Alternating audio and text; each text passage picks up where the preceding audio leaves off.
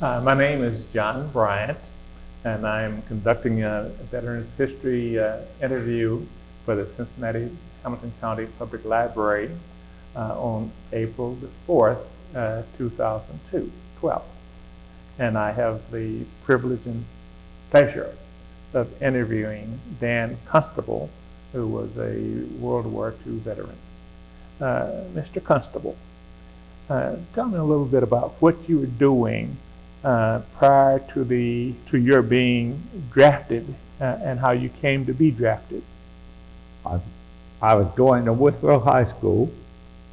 I was in my last year, and I was 18 years old, and they drafted you when you were 18. Mm-hmm. And you lived in Madisonville? Madisonville, yeah. I lived in Madisonville, a little town, and when they drafted from Madisonville, the town was so small that they couldn't give very many deferments, mm-hmm. so everybody had to go. Mm-hmm. And I was one of the unlucky ones, I guess. So your number came. Yeah, and you were inducted where? I was inducted from Madisonville to Fort Thomas, Kentucky. Mm-hmm. That's where they took me into the Army at, Fort Thomas. And from Fort Thomas to? Camp Gordon, Georgia. And that's where you basically did your basic training? Basic training in Camp Gordon. Mm-hmm. And from Camp Gordon, I think you told me Fort McClellan in Alabama. What did you do there? We went to training. We were training, still training, but what we were doing, we were working with the infantry so that our fire and the infantry were coordinated, so we were getting it over the top of the infantry, mm-hmm. and not in them. And that was training we were doing there in Fort McClellan, Alabama. So once you had finished sort of your basic training and your advanced training, which was at Fort McClellan, yeah. Then was it at that point that you were going to be shipped overseas immediately? Yeah. We went up to Camp Shanks, New York. We were shipped out up to Camp Shanks, New York. From Camp Shanks, we went to England, Leicester, England, I believe it was. From there, we stayed about 2 or 3 weeks, maybe a month at the most. Mm-hmm. And then from them we went over into Europe. As an 18-year-old, that's a pretty sort of hefty induction into the military and into war. What kind of impression did you have at that particular point in time? Can you remember? Well, you want to know the truth, scared as hell. Mm-hmm. I said as an 18-year-old. Yeah, not knowing really what you're getting into or how bad it's going to be or anything. Well, I was scared. Because from what you've said to this point, you have been in the Army for about 10 weeks, maybe a couple of months, yeah, and shipped overseas. Right. And away from home. That has to be scary. Right. Very scary. Once you got to Europe, did you have any sort of contact with the civilian population, or was really? No, you were pretty well. Once you got to England, you've seen some of the population, and you got to go to the pubs or that maybe in the evening. Mm-hmm. But you still had training, and you didn't stay there that long. We were there only about a month at the most, mm-hmm. maybe 3 weeks. I don't know the exact time, but we didn't get to interact with them very much, and we were shipped right on, right over into the heat of things, right, on what they call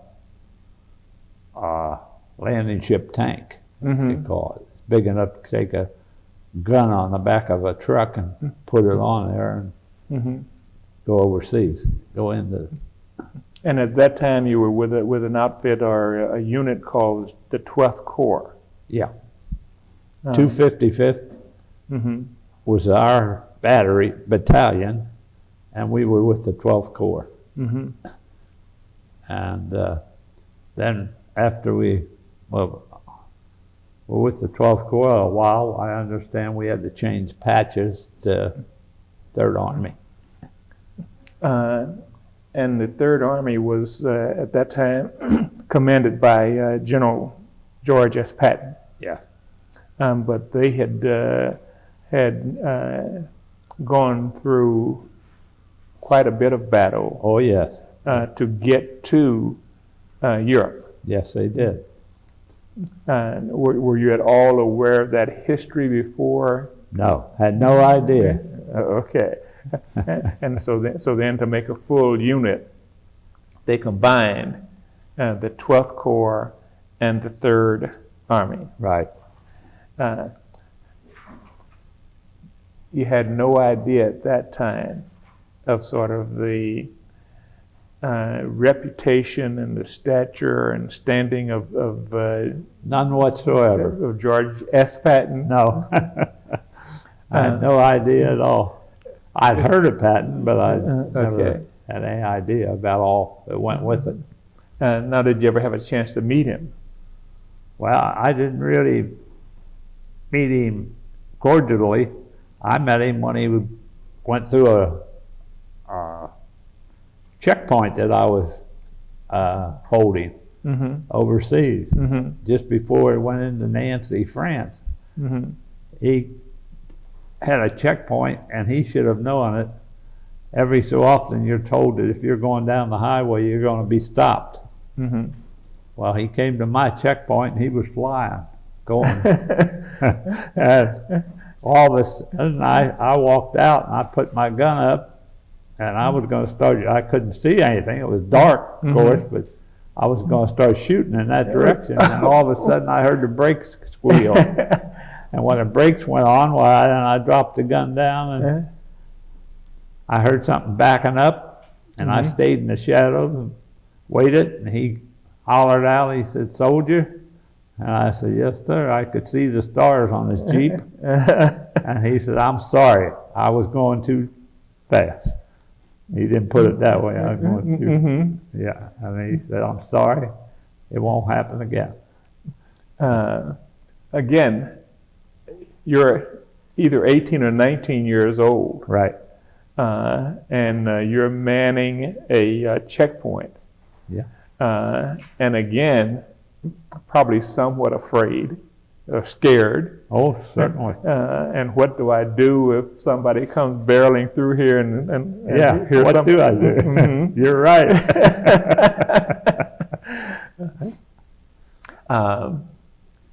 So that was your primary assignment at that time. At that time. Was manning the checkpoint. Yeah, we were. Well, that was it. That was your units. That night in that unit, we were manning a checkpoint. Of course, we were moving in combat along with the rest of the Third Army. And Patton was going down to check up what was holding up the column ahead of us. And of course, he found out, I guess, and a couple of heads rolled. Well, of course, it's sort of fascinating to think that here is a general with all these stars who's out on the road, and not only could you have shot him, but who knows what could have happened. Yeah, absolutely. Yes, it was.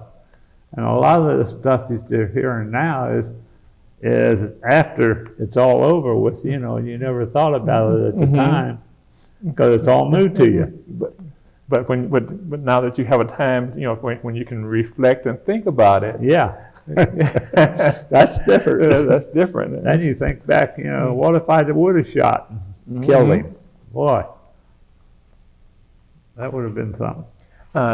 So the entire unit was going into battle, basically, at the time that you're talking about now. Yeah, well, we were in battle. We were just moving forward, but we were held up for some reason in Nancy. What it was, I don't know. That's what Patton was going there for, because we were held up. And we were waiting to move forward. So I guess he solved it because it didn't take long. And basically, you know, you're on the lines moving forward and you're in battle. You don't know too much about it except what's right where you're at. Mm-hmm. But what we used to do is the Stars and Stripes paper Right. used to come out. Mm-hmm. And we could get some information from the Stars and Stripes, what was happening and what was going on. Mm-hmm. That's the way we found out a lot of stuff that was going on. Now, did your unit actually engage in a lot of combat? Oh yeah, from then on in, we were always in combat. Always under some kind of Right, fire. Mm-hmm. But they let you have like, they had put on a show in the rear, and you could take maybe 10 men, 10 of your fellows would get to go to a show of somebody putting on a show for you. It's sort of like the USO? Yeah, USO show, that's Okay. what it was, Mhm. USO. Mm-hmm. And you could go see that show, but that only lasted for one night, then you were back where you belong. Back with the unit. Yeah.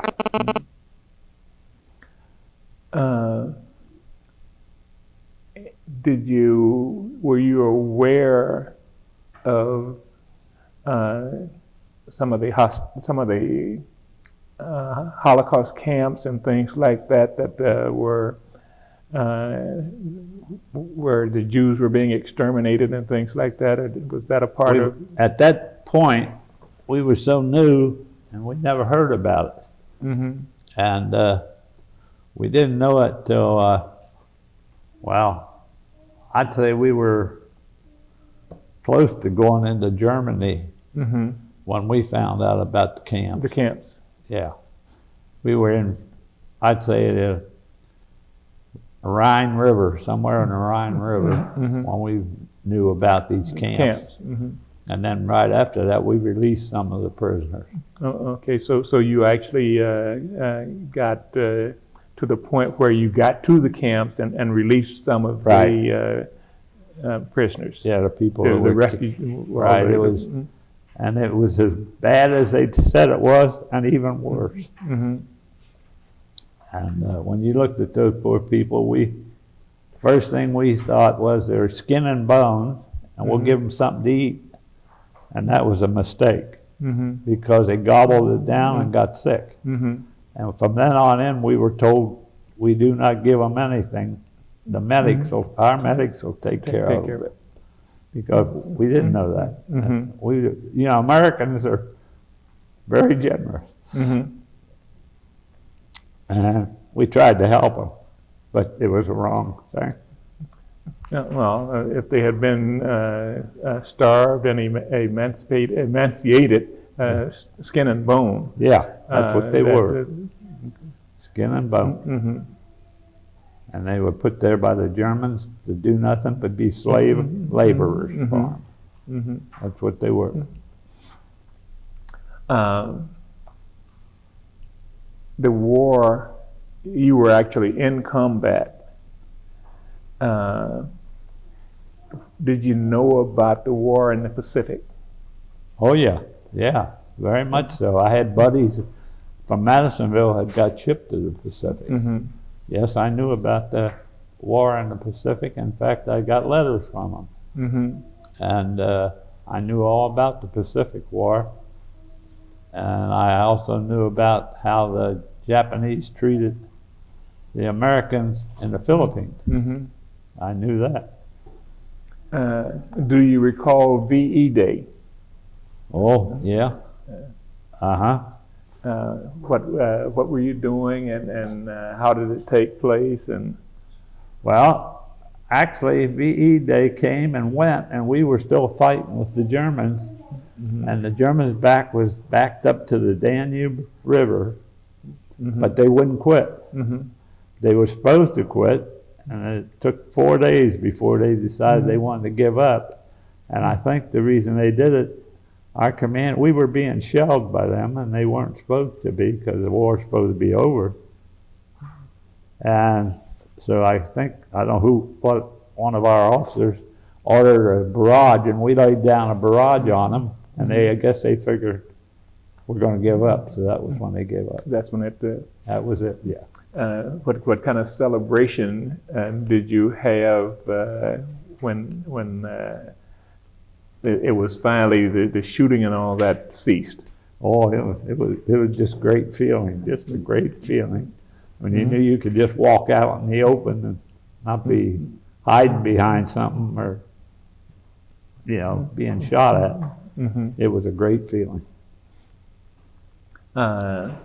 Did you know of the bomb being dropped in Hiroshima and Nagasaki? Or did you hear about that through the Stars and Stripes or something? We were, after the war was over for us, we were put in a town called Vitok, Germany, where we were the police force. Okay. And we got all the news and papers from there, and we learned about the bomb and so forth. Now, I understand while you were in the Army, you received several medals and recognition. Want to tell me about that a little bit? Well, it's not something you plan or you go in to do. What you're doing what you think is your job and the best for everybody. And that's how you get them. You don't plan to do something like that. It just happens, more or less. Well, now I saw one that was a Medal of Valor that was given by the Russians, I believe. Yeah.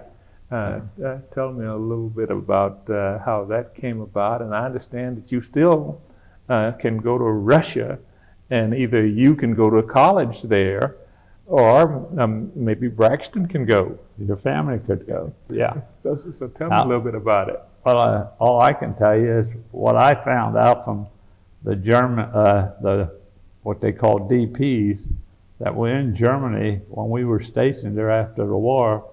They told me what you could get for that medal because they tried to steal it from me a couple of times. We had these people that would clean our where we were living, and they stole it twice. But of course, we got it back again. And finally, I said, I need somebody to explain what do they want with this thing. And they told me what it was all about. That their family could ride transportation for nothing. You could send your kids to this school or college for nothing. And this went on. But, that's how I found out about it. Now, there are still several others. You got a Purple Heart? I've got it coming, I guess. Oh, so it's on order. On order, yeah. Okay. And how about the Silver Star? Well, I received that for, it's quite a long story. I don't know. We have time. I have time. Well, I don't know if most people know what a roundabout is, but we were in what they call it. After we crossed the Rhine River, we were moving. Before that, if we moved 4 miles, 3 miles, that was a big move for us. 2 miles. After we crossed the Rhine and we really started moving, we'd go 40, 50 miles. And that was a big move. Well, we were flying on this one day, and we hit this town, and the Germans had a blockade set up for us. Well, they caught us in this blockade, and what happened, we all got jammed up, I guess about 25 trucks or so around there. Well, somewhere along the line, they hit my truck in the front end with some kind of grenade, and it started on fire. And the only thing I could think of about doing was to get out and get the fire extinguisher and put the fire out. Well, that's what I did, and that's when I went under the truck and I hit the fire with the fire extinguisher, and it all flew back in my eyes. But I just kept the pressure on, kept shooting the what would come out of the spray. I just aimed it in the way I was and kept it there till it was empty. And then some of the boys that were down there with me pulled me out from underneath that truck. They got a hold of my leg and jerked me out. Okay. But I couldn't see anything. So that was the Silver Star, and was the Purple Heart, was that related to this incident or something else that? Well, it should have been, because I got all that chemical in my eyes because of it. I couldn't see, and I had to be with the medics for about 4 days. And then that would be related to it. And how about the Bronze Star? Well, the Bronze Star, that was another story that so you've got several stories that you, we have time. Well, I don't want to brag about me and what I did. But you did get the Bronze Star, so they must have given it to you for something. Yeah, well, they give it to me for, I guess, notorious service, I guess. How you want to put it. For doing a good job at service, I guess. And what was the nature of this good job that you did? Well, it could be anything. It could be a couple of different ways. Okay. I don't know what to say. That it could happen to you different ways. You could save somebody. You could have saved another soldier. You could have helped another soldier. And in fact, I was told by a soldier when we had a reunion that I saved his life, and I don't know for the life of me how I saved his life. He never got to finish the story and tell me. But that could be part of it too. I don't know. And the death camp that you encountered was at Dachau. Yeah. So you were pretty deep into Germany. Oh yeah, way in Germany. Yeah, way into Germany when we got there and released them. And it's really disgusting to think about, and it's disgusting that I understand that they're trying to keep it from being told. Well, any young people that was not there don't believe these stories. It happened. Well, actually, I had the opportunity to visit the camp. Did you? And so I, much later, Yeah. but I saw the crematories and all of that. And it's so horrible.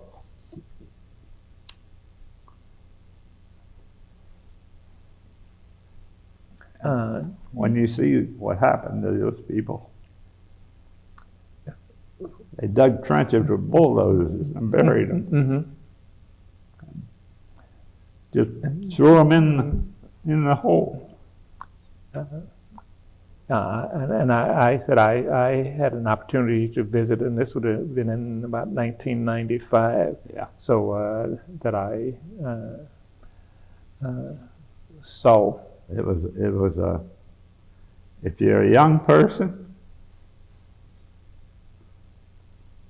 and somebody tells you that the Germans didn't do this, they're all full of hood. Because it did happen. Absolutely. Yeah. You know what? As we're talking, what strikes me, because all of this is taking place in 24 months, 30 months, from the time that you left the States and got to Europe. And you must have gotten there around 1943, the beginning of 1943. Yeah. And from 1943 to 1945, these things that we're talking about are compressed into that time frame. Right, and that's short time. in a short time. And the thing that people don't understand is that the German army had what they call a police force that kept the average soldier under wraps, so he didn't do anything that he shouldn't be doing. That's what they call the SS troopers. And after the war, that's what I had to do, go round up SS troopers. They were the cocky part, the really cocky part. In fact, I heard stories where the average soldier in the German army, he could be saying something nasty about Hitler, and they hear about it. Well, the next morning, you don't find him anymore. He's gone. Nobody knows where, but he's gone. So essentially, after VE Day, and before coming back to the States, your job really was to now go out and round up the members of the SS. Yeah, when we get a report from somebody in town, one of the towns close by, they'd send out myself and a driver with a truck and an interpreter, and we'd have to go out and round them up, bring them in, and they were all real cocky people. They'd even tell you, they thought the American soldier was a pushover until they really got tied up with him, and then they found that he wasn't a pushover. In other words, I've had them tell me, I'd be there with a gun pointed at them, and they tell me, "I'm going to run, Yank." Well, all I tell them to do is run. But that's what they'd tell you. They thought the American soldier was a pushover. And they found out it wasn't so. You had an interpreter, so how much of the language did you learn? Well, we learned a few words. We didn't learn a whole lot. So you really had to have a U.S. Person who spoke, a soldier, who spoke the language. Yeah, spoke the language, so he could tell us what they were saying. In other words, I'd approach them and they'd tell me, all they could say was nix, nix, or I don't have it, and that. Well, then we'd say, well, come on, show us. Or the interpreter would talk to them then. And I'd tell the interpreter, I want to know where this is at or where it's at. Then I had to tell them, a lot of times they try to get away from you by saying, we're not SS. Well, underneath their arm, they had been tattooed with a number. And all you had to do is raise their arm up, and you see where a doctor tried to cut that off, and they were hiding it. And then you knew they were SS. So then we'd turn them over to the MPs, the local MPs. When you say local MPs, are these part of the German government? No. These are American MPs. American MPs. They're in this town. Each town had regular MPs, and we'd turn them over to them, and they'd turn them over to whoever.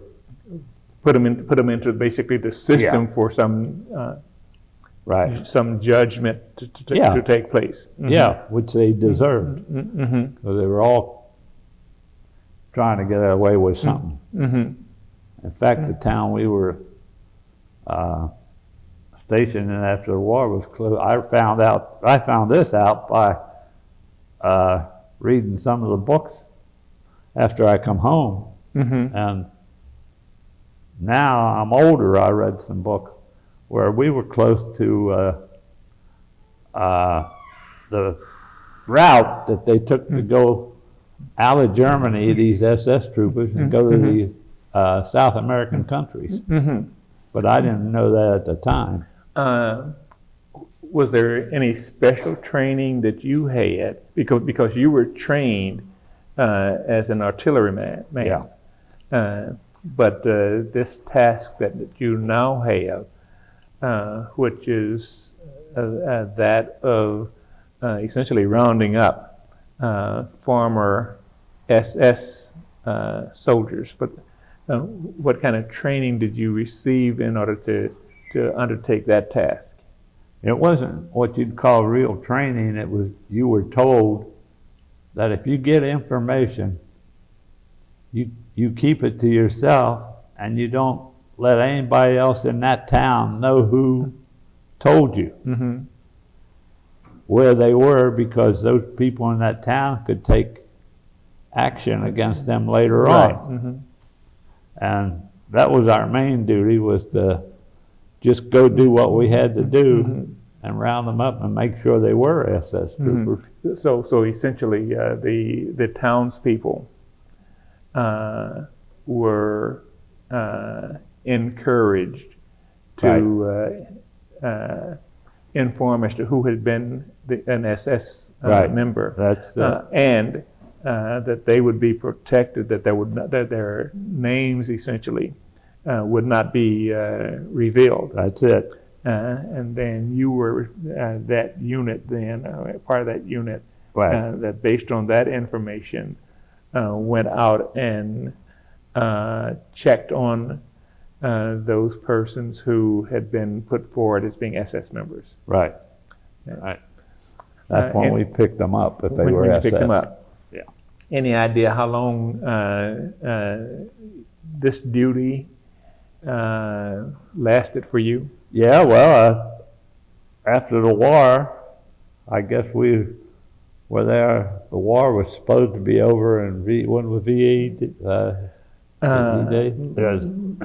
And I don't remember the date off the top of my head. Yeah, I was about 8 years old. I say it was in May sometime. At the time, and I remember what it was as an 8-year-old, the kind of celebration and all that took place. And so from that time till I left for home, which was, I say, 3, maybe 4 months, I was on that duty. And I had other duties besides that. And but that was the main one. That when that was reported, an officer and myself and interpreter and a driver, we went there to pick them up. And we were told to pick them up. Don't contact anybody that was part of telling about it. So that was it. And that lasted all the rest of the time I was in Germany. All of the rest of the time that you were overseas. Overseas, yeah. Do you remember when you got the notice that you were being shipped back to America? Oh yeah, I remember. And also, you thought you were going back, but you were just going to what they call a holding waiting center. For ships. Yeah, there's so many Americans going back home that the ships weren't available for all of them. So they took them by classification and numbers. And in other words, they give you so many points for a battle, so many points for decorations, so many points for years in the service. And you added up all those points, and basically the main point was to get 85 points and you get to go home sooner. You got moved up on the list. Right, yes. When you had about 85 points, that's when you get moved up. And you got enough points, and they got enough of those fellows with those points, you all shipped to what they call a staging point, and that could be, they named them after cigarettes at that time. Camp Lucky, Cam Campbell, different Lucky, like cigarette. Chesterfield's Camel. Yeah, that's where they shipped you. You went to that camp. And from that camp, you were sent to one of the de-embarkation where you could get the ship, but you might stay there for another 2 weeks. Then you would be shipped to a place to catch a boat home. How long, once you were on the boat, on the ship, how long were you at sea? Well, when we, as much as I can tell, I'd say somewhere between 10 and 14 days we were on a small Kaiser ship that Kaiser had built. And we were coming home up in the North Atlantic and we hit a storm, and that little boat was like a rowboat. Did you get seasick? Well, yes, that's the first time I did get seasick, and the best thing to do was suck on lemons. That's what they told me to do, and that's what I did. And so you sucked on lemons to keep it down. I couldn't go near the kitchen. If I go near the kitchen, that was it.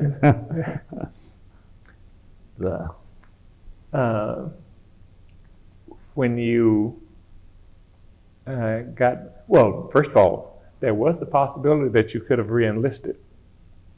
Well, not in my mind, there was. Even though you didn't enlist the first time you were a draftee.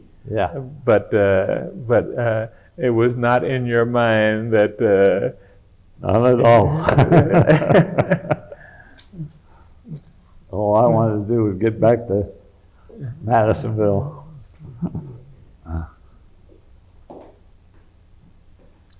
I've got some more information that, sometimes it's a little bit like, what do they call it? Pulling teeth, perhaps? Yeah, I understand that. Yeah. So tell me about Omaha Beach. Well, just you go in on that beach, you could hit a sinkhole, all the equipment you had and so forth, you could be gone too. And you wouldn't come back up. You had too much equipment on you. A lot of those fellows went down because of the ammo and extra ammo they were carrying and the equipment they carried on their back. The frogmen were given a lot of credit, which they went in and blew up all them traps. They were made of steel, and if a boat come in, they'd tear the bottom out of the boat. Well, the frogmen had to go in and blow up all that stuff. Well, when they blew it up, of course, it left a big hole. And if you were walking along going into the beach, you hit one of them holes, you're loaded down with equipment, well, you could just go right on down. So I'm getting the picture that essentially all of the U.S. invasions, Normandy and Omaha Beach and all of that, you were there essentially when not only were you there, you were participating in essentially the invasion of the European mainland. Well, that's what you were doing, going on to trying to get to the mainland and get on. Yeah.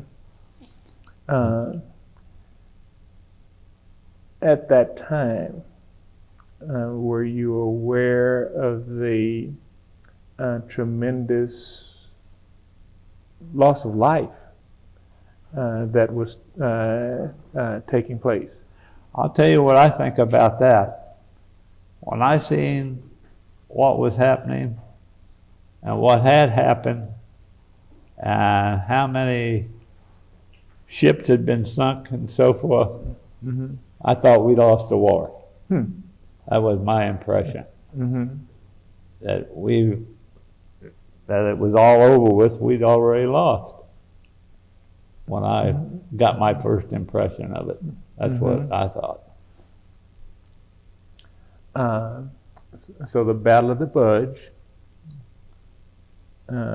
Bulge,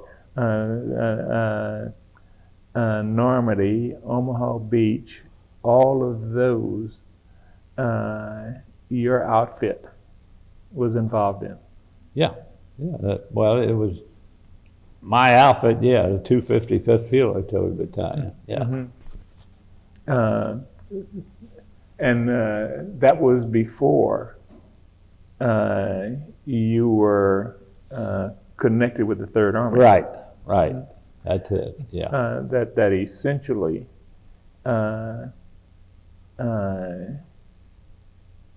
your unit had suffered significant losses, as well as the Third Army had suffered significant losses. Yeah. And then these two units were then put together and continued to fight on. One is the struggle to get on the mainland. The other is once you're on the mainland, to continue now to fight on the mainland and getting down into the heart of Germany, where you now come into contact with the death camps and Dachau and things like that. Is that a fairly accurate recap of what took place? Right. That's exactly what you caught. It's a recap of it, and a good one. I think I have one other question here. Once you're in Germany, there's a tremendous amount of desolation, hunger. Was there a particular family that you recall helping? Well, it wasn't a particular family. It was when you went in the mess hall and you come out of the mess hall, the young boy, 4, 5, 6 years old, or girls, whoever, young children, would be out there waiting for you. Instead of throwing your what you didn't eat, the scraps away, you give it to them. They were waiting for it, and you gave it to them, because Americans always give. It seems to me, in terms of listening to you, in terms of war and the effects of war, and what it leaves behind in terms of children who are out looking for scraps. And so you and others in the military says, these kids are the victims of war, if you will. Absolutely, absolutely. That's what they were. And so you shared with them.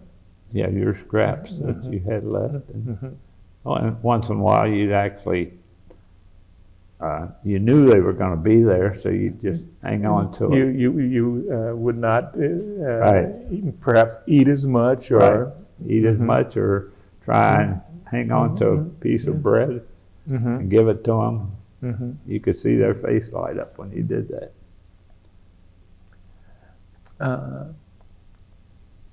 What other tooth do I need to pull that you haven't told me about? Oh, I guess I've told you about as much as I can remember. There's lots of tidbits and so forth and so on that go on that, with that, but that's most of it that I can tell you. The main thing I would like to get over is that the young people don't forget about it. Is there a lake perhaps hard hand grenade? Huh? The hand grenades that you threw into the lake? Oh, yeah, they were. The German people were starving. They didn't have anything. And if you were in Germany and you were a colonel or a general or a politician of some kind, you could go fishing and hunt. But if you're just a normal person, that wasn't allowed. You weren't high up enough to fish and hunt. So we went to outskirts of town, this town we were in, and there's people on the farm, and when we came to this one town, these girls brought us out 3 eggs. And we said, well, we don't have to have eggs, we get food. And they said they wanted to give them to us. We didn't need the eggs, so we told them to have the eggs. But when we find out that these people spoke English, which we didn't know at the time, but Hitler thought they were going to conquer England, and he had sent a lot of his people to school to learn English. And they told us that we're thankful for what you've done. And what we did do was we went over to the lake and threw a couple of grenades in, and the fish come up to the top, and we give it to them. They didn't have any fish. And then we shot a deer for them, and we did a couple other things for them. They were starving too. And they were trying to make coffee out of corn, roasted corn. And they told us a lot of things because they could speak English, but they didn't want us to know it at the time. But after they found out we weren't there to rape them and do what all Hitler had told them we were going to do to them, they broke down. They told us, they started talking. And a part of that is, this part is, to me, fascinating because, again, this would be probably after VE Day. Right, it was after VE Day, yeah. And immediately, almost, a recognition that these are human beings, right, and victims of war. And so you start to give them food. On the other hand, they start to reciprocate some and say, we can speak English and we can tell you some things, which they did. They did, yeah. So I suspect that's a piece of war history that most persons wouldn't get into the history book. Right. Here we are, essentially the war, as far as shooting is concerned, has ended. Right. But here are these human beings who are the victims of war. Of the war. So we need to share with them some of what we have. On the other hand, they start to, even though Hitler had sent them to school to learn English based upon what's going to happen when we take England, they start to reciprocate back and say, okay, we are also humans and interacting. Tell me about one of the medals that you received when General Patton, I believe, gave it, and there was an incident with one of the soldiers. You're speaking at a time when Patton slapped the soldier? I think I'm speaking at the time when, and you were present. Well, I won't say I was actually present, but I heard of it and know about it. And the soldier, I guess they pretended to be shell-shocked. And when Patton went to see him in the hospital and present him with a decoration or something, why, he asked him why he was in the hospital, and he said he was shell-shocked. Mm-hmm. And Patton said, "You're not shell-shocked. Get up out of there." And that's when they had the confrontation. I guess Patton slapped him, and that's when Patton got in trouble for doing it. And but the point I wanted to make was that I didn't know how. I got to give our Navy a lot of credit, because how cramped them quarters was until I went overseas in one of those troop ships and seen how close they operated. You got to give those Navy boys a lot of just due. So you slept on a little hammock? A little hammock, and the next guy was down. You were down here, and he was down in your lap almost.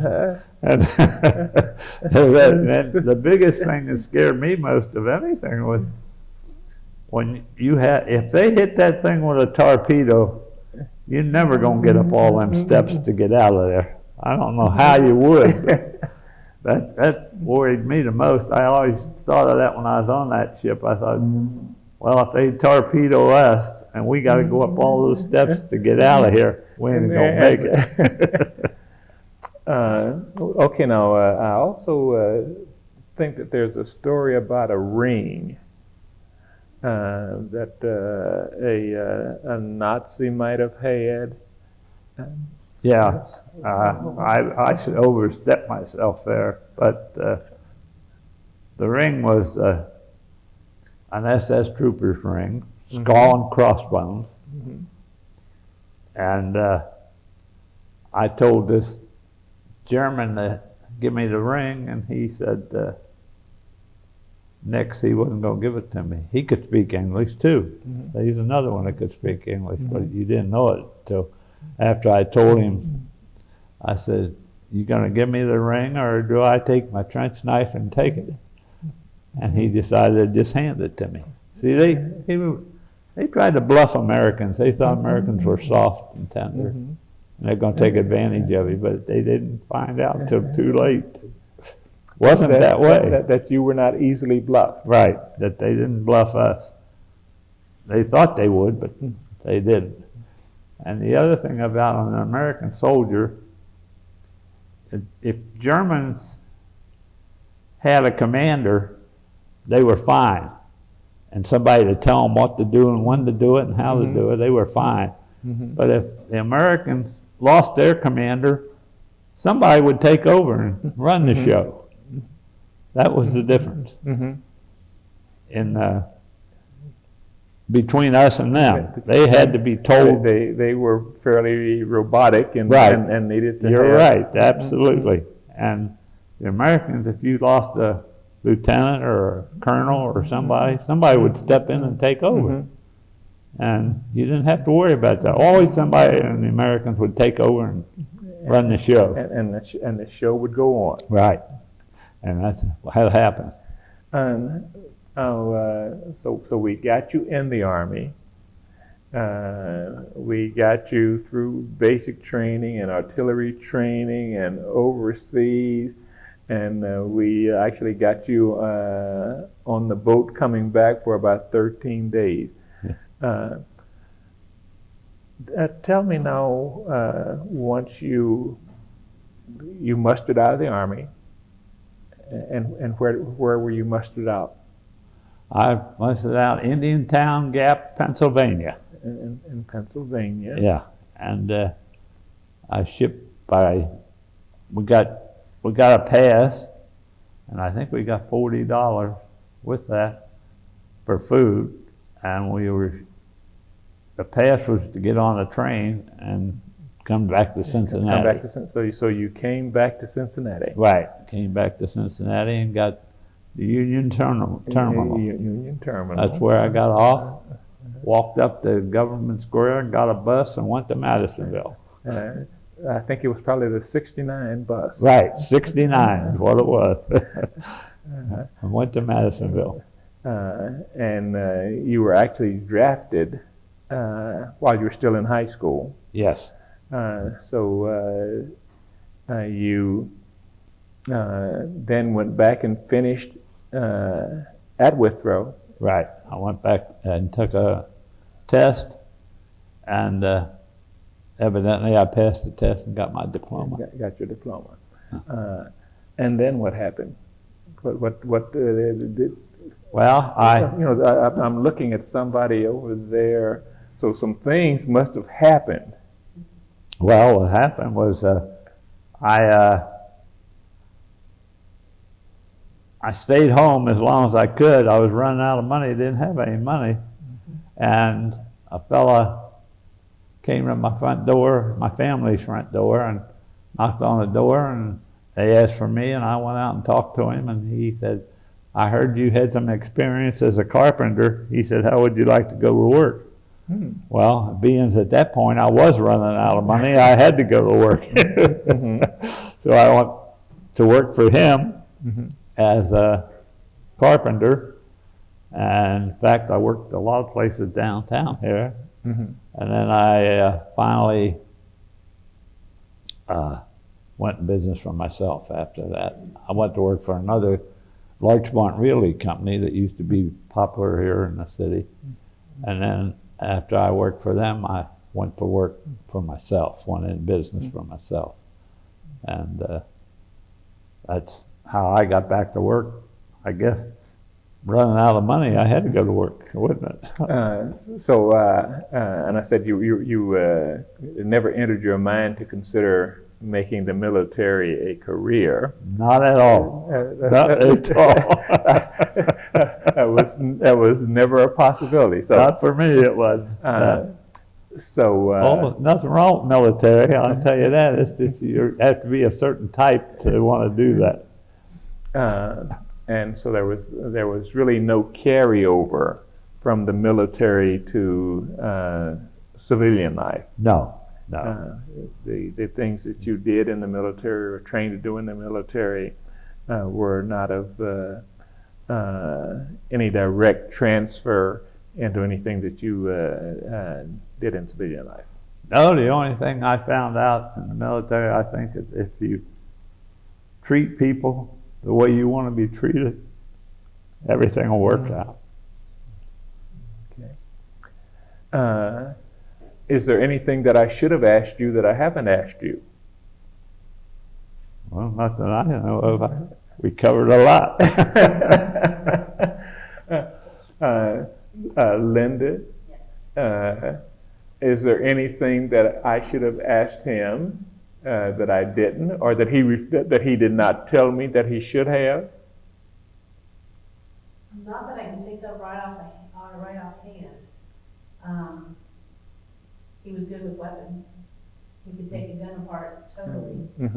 Well, Together with no problem. I went to school for that. At Fort Sill, Oklahoma, they shipped me out there. They shipped me out there for 3 months to school. And you had to learn to take your weapons apart, blindfold it, and put them back together again. And that was from the 105 artillery piece we were on that we had to the smallest weapon, 45 caliber. You had to learn to do that in the dark and by itself. And that's the school I took in. But that had nothing to do with civilian life. Well, with that, let me thank you on behalf of myself and on behalf of the Cincinnati and Hamilton County Public Library for participating in this interview for the Veteran History Project. Well, I thank you very much. Thank you, sir. Thank you.